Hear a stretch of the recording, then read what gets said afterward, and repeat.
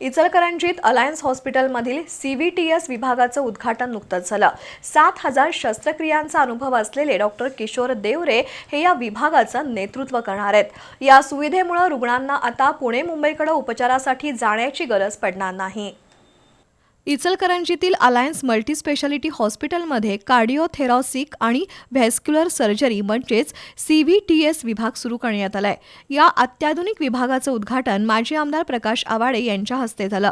या सुविधेमुळे आता स्थानिक रुग्णांना ओपन हार्ट सर्जरी, जटिल हृदय शस्त्रक्रियेसाठी पुणे, कोल्हापूर, सांगलीला जाण्याची गरज भासणार नाही।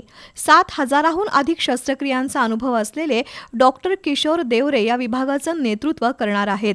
रुग्णालयात 30 बेडचा सुसज्ज अतिदक्षता विभाग आणि अत्याधुनिक मॉनिटरिंग प्रणाली उपलब्ध आहे।